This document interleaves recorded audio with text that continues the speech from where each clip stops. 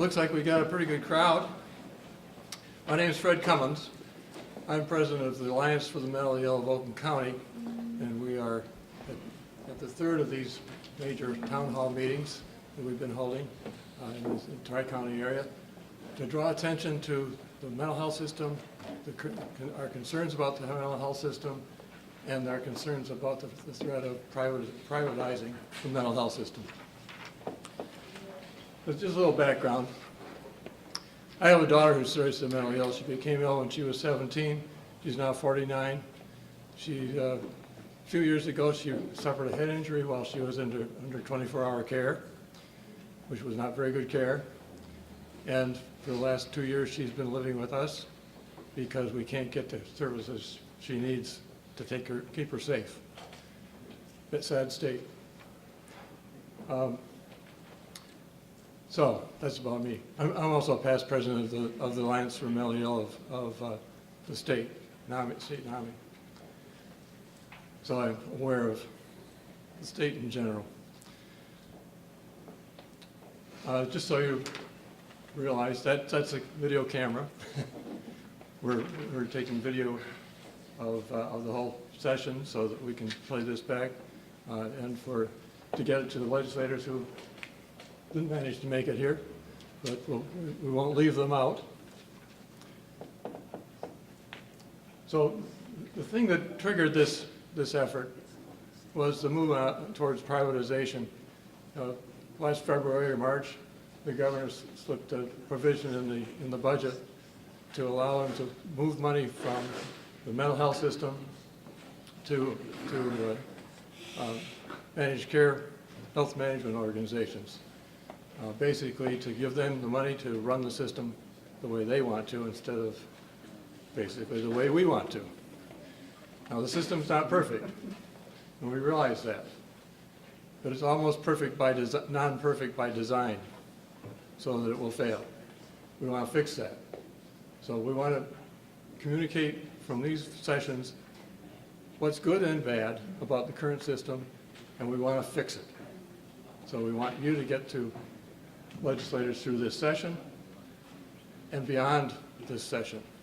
Get to your peers, other families, and get them talking to their legislators. It's time that the people were running the government. First of all, let our legislators stand up and introduce themselves so we know who's here. I'm State Representative George Duraney. I represent the city of Dearborn. I've been a state legislator for 6 years, and I've served, I'm very happy to say I've served on the Community Health or the Health Policy Committee for the last, all my 6 years, the last 4 years being the Minority Vice Chairman. So I'm very, very much aware of the mental health issues that are in the state of Michigan, but I'm here to learn more. I'm here to learn more from you. And though my time as a state rep will be over, in the next couple, 2 or 3 months, I will continue to be an advocate for the mental health industry. Good morning, everyone. Good morning. We can do better than that. Good morning, everyone. Good morning. All right, that's better. My name is Morris Hood, and I am a state senator. I represent a portion of Northwest Detroit, all of the cities of Dearborn and Melvindale. So just glad to be here and looking forward to the conversations, listening to you and taking back to Lansing things that we already know. We know where help needs to be put. We know where money needs to be put, and it's not getting put in the proper places that it needs to be put. As we talk about services. So I don't want to make not going to make a speech, but never give a politician a microphone. That's what, yeah. Okay, fade to black then.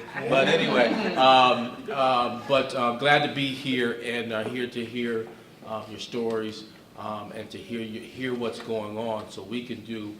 George and I can go back to Lansing. I know there's going to be some other legislators here.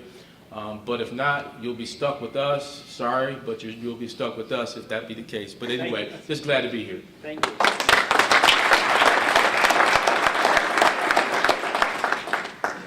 All right, one more comment. I believe that there's a lot of people, a lot of legislators in Lansing who vote for things without being fully informed about what's going on. And if they were really aware of what's happening to individual people, some of the people who will be talking, they would vote differently. So we need to get to those people who can be sympathetic, and if nothing else, embarrass them for voting the wrong way, but hopefully get them to really understand what's going on and why they need to change the way the system's working today. So with that, I want to turn the floor over to Mark Reinstein, who's going to talk to us briefly about what's going on, and then we'll have a couple others following him. Thank you, Fred. Good morning. Good morning. I'm Mark Reinstein from the Mental Health Association in Michigan, the state's oldest advocacy organization for persons experiencing mental illness. I'm also part of a statewide mental health and justice coalition known as Michigan Partners in Crisis. And I want to update you today on some of the latest information from Lansing, because the Mental Health Association is all about doing public policy analysis and advocacy work. And so I spend a lot of time in Lansing, and I've been up there an awful lot about this issue. In February, the governor proposed that all community mental health Medicaid clients and funding be turned over to the state's 11 Medicaid health maintenance organizations by September 2017. When the governor's privatization proposal, which, by the way, had never been discussed with consumers, families, and advocates, resulted in a flood of complaints to the legislature, Lieutenant Governor Kelly decided to step in and form a work group on the issue. He appointed 120 people to it, the biggest work group I've ever experienced in my life, though I now hear some people saying, well, that was just a small group. The work group met 5 times, ending in June. The work group rejected the governor's proposal and made 28 recommendations for structural and operational matters in publicly funded health care. Included were some things that have been very important to consumers and families for years. For example, open access to mental health Medicaid medications, independent mechanisms for judging consumer and family complaints, improved person-centered planning processes, greater uniformity of practices and procedures across CMH programs so that people in different parts of the state don't get responded to unequally, and reducing the layers of bureaucracy and duplication we have in publicly funded behavioral health care. In July, the Department of Health and Human Services pulled in a small group of people to start looking at next steps, as a report to the legislature is due January 15.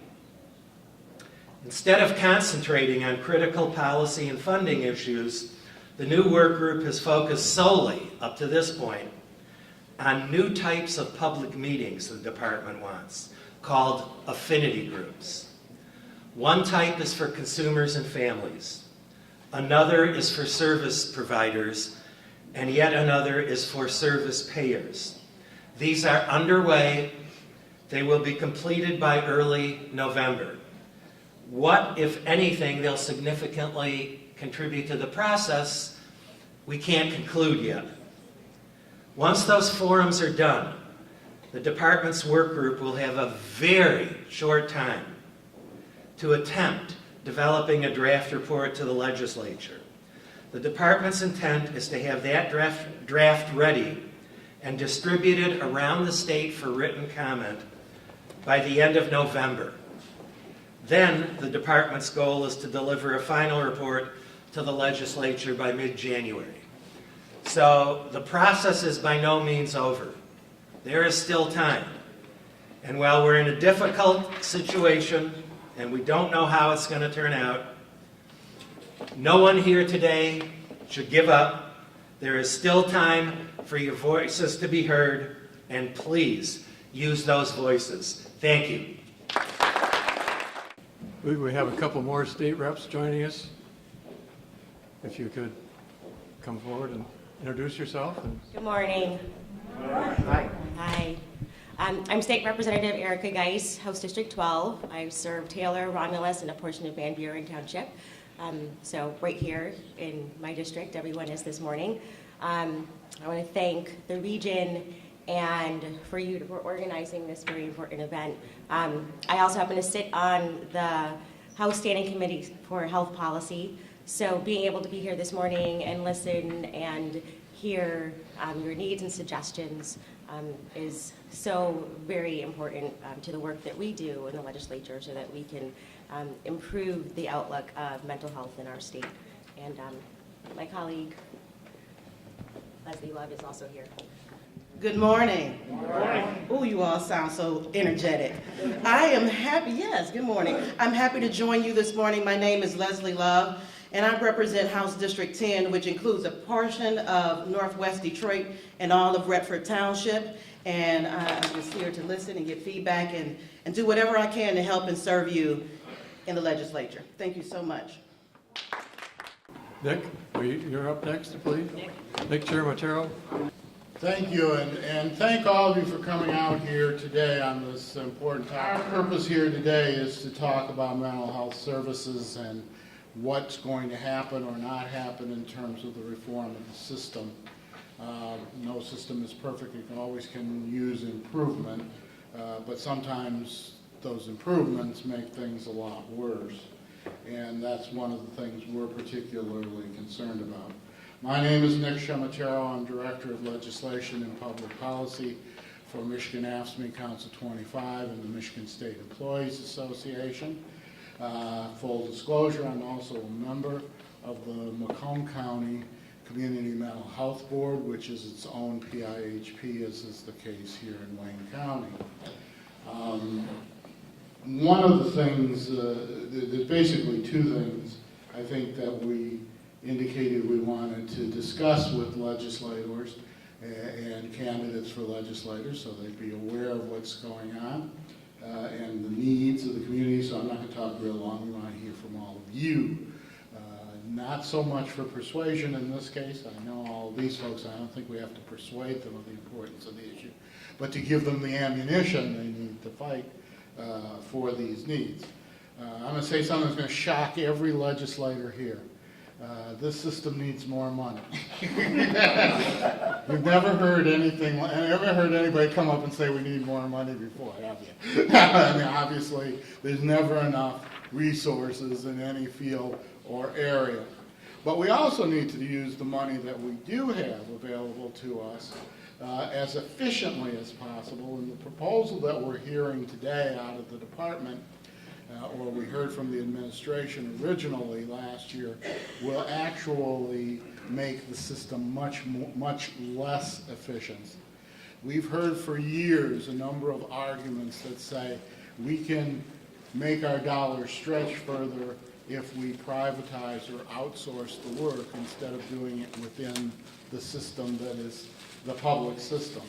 That, quite frankly, is one of the biggest fallacies there is out there. Privatization never saves money. In the long run, it tends to cost more money by the end of the day.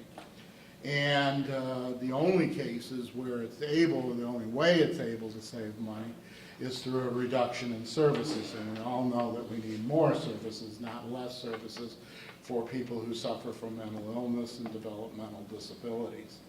And we're not guessing about that. We've got a lot of evidence already right in front of our faces.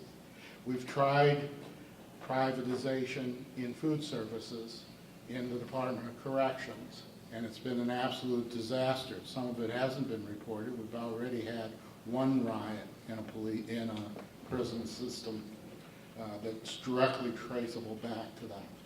We've seen a huge reduction in services out on the other side of the state at the Grand Rapids Home for the Veterans, where we took 140, 180 state employees, laid them off, and the average worker had an average of 12 years seniority at the time we laid them off. Some had 20, 25, 30 years of working with many of the same veterans who had been in the home for years, so they had gotten to know them, know their needs, and knew how to work with them, and replace them with people with a year or less experience at working in any kind of nursing home, and who are all completely new to those veterans. The results were disastrous. We've seen people literally die as a result of lack of care from poorly trained, inexperienced, and underpaid workers. And in fact, the vendor who provided those services for the last 3 years lost the bid after a scathing audit by the Legislative Auditor General, and admitted that he had all kinds of problems attracting and retaining a professional workforce. So many problems attracting and retaining that for what he had contract for, 385 positions, he went through 2,000 people in a 2-year period of time, coming and going, coming and going, coming and going, retraining, spending money on retraining. Incidentally, on Monday in the Senate, there will be a hearing on a proposal coming out of the Department of Military and Veterans Affairs that will double down on the mistakes we made at Grand Rapids, create a Veterans Authority that would be able to contract out, privatize all of the services, not only at the 2 existing homes, but at any new homes that are created, and there's a need for new homes, particularly here in southeast Michigan, and that's, as a bonding authority, I would think that's probably worth looking into, but as an operating authority, to throw out people, 400 to 500 people, about 100 or so of them are AFSCME members who have been doing outstanding work, and by the way, where the state employees are running the home in Marquette, the Jacobetti home, we also had a performance audit, and there were only 2 minor problems that were noted by the Auditor General, as opposed to a half a dozen major problems that were noted in the Grand Rapids facility, most of them going directly back to privatization. In the juvenile justice system, we've closed down virtually the entire state system, and we're now hearing reports of youthful offenders who should be in treatment programs in our juvenile justice system being held in jails and in lockups in local communities. In the mental health area, one of the biggest problems we're facing today is that we can't attract and retain sufficient direct care staff people. You're going to hear a minute from Tom Watkins, who's the executive director, or whatever, I don't know what he calls it, of the Detroit Wing Community Mental Health Service, and he'll tell you some of the things he's trying to do to overcome that, and has been doing some very good things in that area. And of course, the problem in the schools, we all know. I won't go into detail. The other reason they're arguing to do this proposal that puts $2.2 billion of taxpayer money, state and federal money, into the hands of insurance companies. And they're saying we should do that so that we can coordinate mental health services with physical health services. And there's some logic to that, and in fact there's more than logic to that. Trying to coordinate those services is important, but there are much better ways to do it. I told you I was a member of the Macomb County Community Mental Health Board. We are working with the federally qualified health care agencies to try to coordinate those services through the PIHP and the CMH board. That's a much more effective way to do it. The insurance companies, as you'll hear from others, I won't talk about it as much because Margie's going to do it, aren't always the most sympathetic, and they aren't always here. The dangers of shifting more than $2 billion in Medicaid money from public oversight to HMOs, which is what this proposal basically does, is a loss of transparency. They're not subject to the Freedom of Information Act. They're not subject to the Open Meetings Act. Many times they're located in other states, so you won't be able to bring your concerns to them. A loss of accountability. Private insurance companies and their boards are responsible to the stockholders if they're for-profit, where CMH boards are responsible to you because they're appointed and are public agencies. Increased overhead costs. In the insurance area, insurance companies are now limited by the Affordable Care Act to 20 to 25% overhead. And that's to hold back the overhead costs that were 30 to 40% in some commercial insurance carriers in the past. In Macomb County, our overhead is 6.5%. We think it's much more important to put money directly into services. The overhead used in the average healthcare insurer is much higher. So that's why we think that it's important that there are a lot of reforms, and Mark talked about them, that need to be looked at, but one of the things we think is a major error is trying to pretend that we can hand this over to insurance companies and expect better services. That isn't going to happen. Thank you very much. I'm Margie Mitchell with Miss You Can, which is an education and advocacy organization. I'm also on the board of Community Opportunity Centers, which is a provider of service to adults with developmental disabilities. But I'm going to introduce Tom Watkins from the Detroit-Wayne County Mental Health Authority. I'm too old, I can't change from the new name. So come on up, Tom, and tell us the perspective that you have on this proposal. Good morning, everybody. You got to work with me this morning. I got something going on with my voice. You know, as we're standing here, we should take it in. Here we are at the UAW Hall. The men and women of the UAW have fought for justice since their very days of being formulated. Social justice, civil rights, fair wages. And the battles we know are not over. The issues that we're talking about today are extremely important. Because when we talk about mental health services and substance abuse services, it isn't those people. It's our mothers, our fathers, our sisters, our brothers, our sons, and our daughters.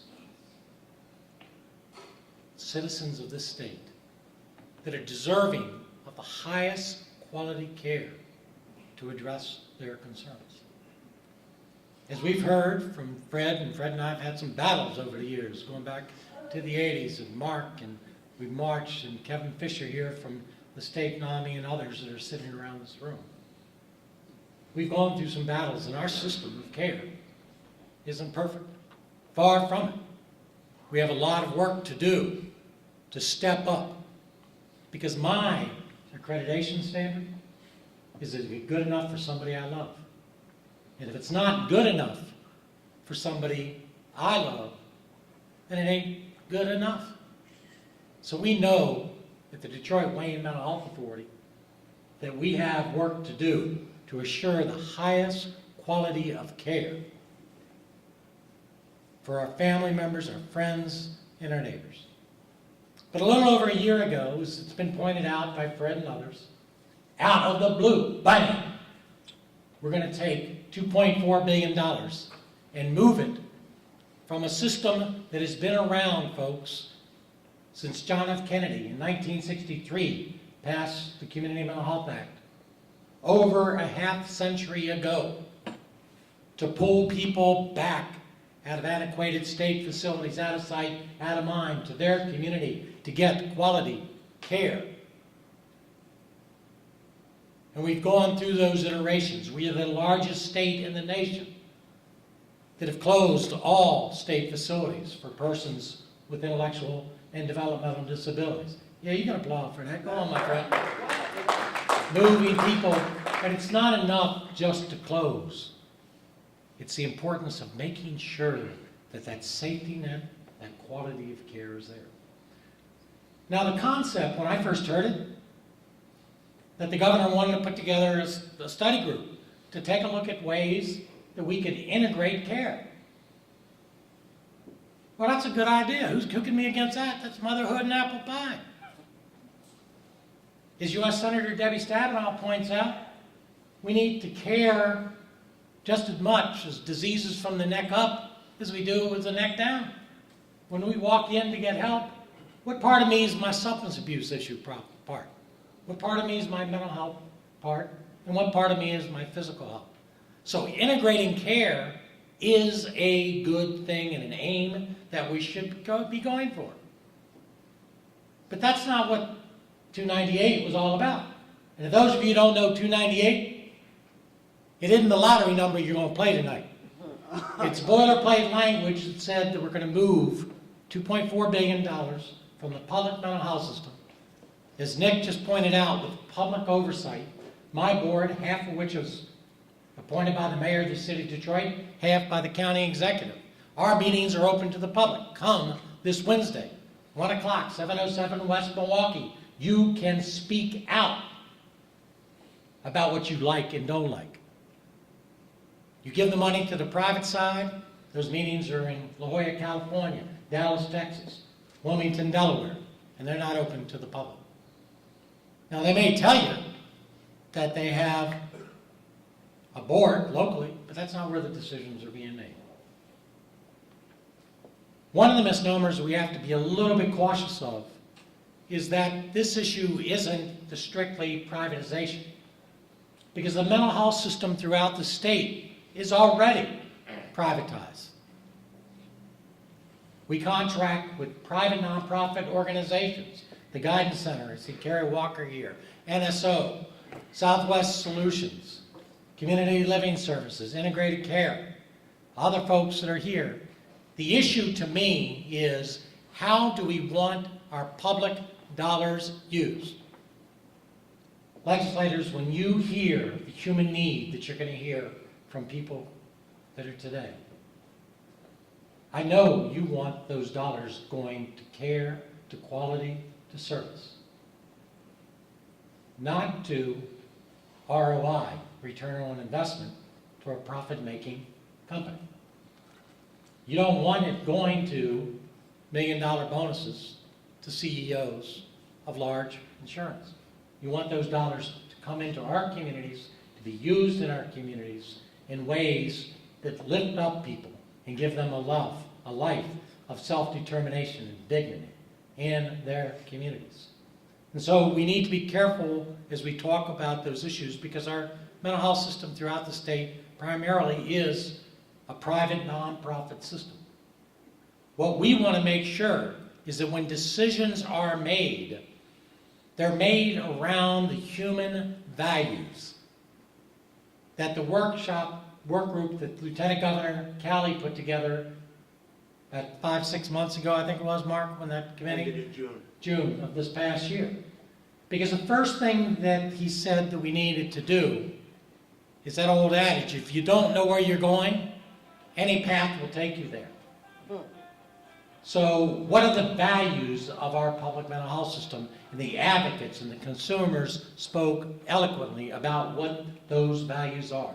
That is the framework, the foundation upon which any decision should be made that impacts the public mental health system. What is it we want? What is it we desire? What is it that we want for our public dollars? $2.4 billion. The second piece that we said is that old adage that everybody can have a different set of opinions, but we ought to work off a central set of facts. One of the issues that have been argued is that the way that we make this move is because it would be more efficient to move it over to the health plans. Well, the facts are the PIHPs, the CMH system, the public mental health system, currently spends about 7% on administrative rate. The health plans that we're talking about transferring to are nearly double that. Now, folks, I'm a social worker, so I'm not real good at math, but I know 7 is smaller than 14. And so where do we want the dollars to go? And in fact, one of the things that you may want to introduce is, if in fact the goal is to move it to a more efficient, then perhaps we should get the health plan money from the health side and move it into the public system and reduce the cost that way.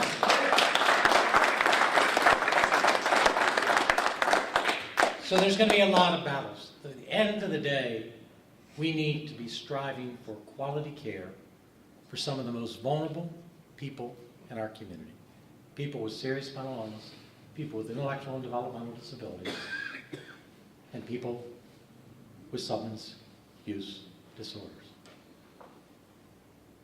It's more than a professional statement from me, because I, like probably everybody in this room, have been touched by these issues. Now, I'm not a golfer, but I understand there's a thing called a sweet spot. That sweet spot when you can connect at the right place. And when we have high-quality mental health in our communities, and when a person in need picks up that phone, and in Wayne County, that number to call is 800-241-4949. Pick up your pencils, your pens, write this down. 800-241-4949. You need to know it. This should be as ubiquitous as 1-800-CALL-SAM. Right? Everybody should know how you access it. But I've witnessed in my own family, two brothers, different state, when they were ready for help and help was there, their lives soared. And sometimes because of the mental illness, and sometimes because of the use of substances, they weren't ready. The system was ready, but they weren't. But when the individual is ready, the system should be there to help them. And when that happens, that's a sweet spot of public mental health. When we go forward, when the legislature, when this comes to you, it's supposed to be presented, I think, on January 17th, the work group recommendation. I implore you, as you listen to the men and women that are here today, to vote as though your vote is going to impact somebody you love. Because ultimately, it will. Thank you very much. Thank you, Tom. One of the things that I like to remind people about is that the way insurance companies make money is by limiting service. How many of you have ever had a problem with your insurance company with the physical? Absolutely we do. And care is not word, that's right. And so, you know, we need to remember that is the way they make their money. And, you know, that's the way they save dollars. But saving dollars is not saving lives. And that's what the public mental health system, does, is literally saves lives. And we have to also remember that insurance companies have no experience with the folks that we're talking about. No experience at all. And they would have a high learning curve, a high expense ratio while they try to get their folks up to speed about understanding it. That's more money. That's not saving any dollars. What our system needs is increased funding. We have been cut over the years a good deal and then asked to do more. We add on autism. We add on substance abuse. We keep adding on different things that we want our public mental health system to do, but enough money isn't always there, and the numbers of people who need services are increasing. So we really need to think about the fact that we do not want money turned over to people whose lives depend upon limiting our services and not expanding our services. The other thing that we have to remember is that, complaint process within the mental health system are not perfect. But have any of you ever tried to get a complaint through your insurance company? Wow. We have been on the phone for hours trying to find the right person to talk to and what you do. That is not the kind of service we want for our people that we care about.